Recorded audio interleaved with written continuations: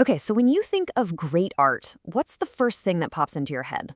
For a lot of us, it's probably these masterpieces that look incredibly real, right? But what if the goal of art wasn't to copy the world at all?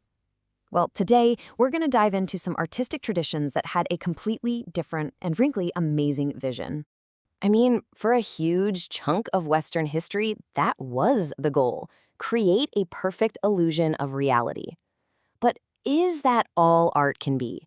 Is that its only purpose? Just asking that simple question opens up a whole new world. It takes us on a journey to explore some incredible philosophies that went down a totally different path. So let's start our journey. Our first stop? The worlds of Islamic art. And this tradition answered our big question with a resounding no. A really core spiritual belief here sparked this artistic explosion that completely turned away from drawing the physical world. Instead, it looked for something much, much deeper. So, what was that belief? Well, at its very heart was this foundational rule: to avoid idolatry, worshiping images, artists were strongly discouraged from depicting people or animals. But here's the fascinating part: this wasn't a roadblock, not at all. It was actually the catalyst for a whole new kind of creativity. And the solution they came up with? It's called the arabesque, and it is absolutely brilliant. Instead of trying to copy the world, these artists tried to capture the underlying order of the universe, the infinity of creation itself. And they did it through these incredible, mesmerizing, almost mathematical patterns.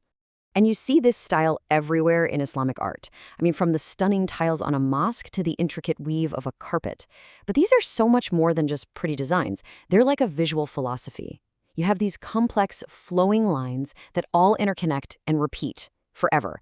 It creates this powerful sense of harmony, and that's totally on purpose. It's meant to echo the infinite, indivisible nature of God. It's art that doesn't just want you to look at it, it wants to pull you into a state of deep contemplation. Okay, so just like with Islamic art, our next stop also shifts the focus inward, but in a totally different way. We're going to head over to China now, where the whole purpose of art got deeply tied up with philosophy and personal virtue. And that, as you can imagine, completely changed what artists made, and, more importantly, why they made it.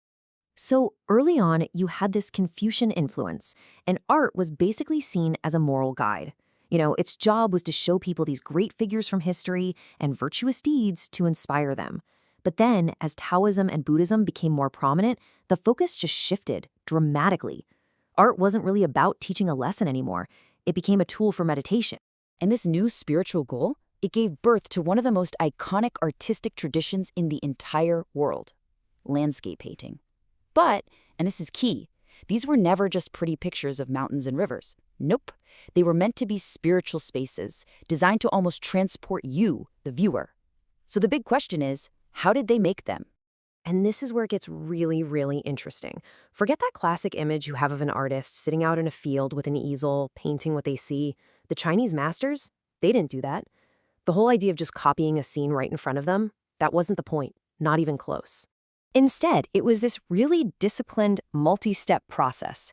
First, an artist had to master the basics, like they had to learn the perfect brushstroke for a pine tree or how to paint a rock just so.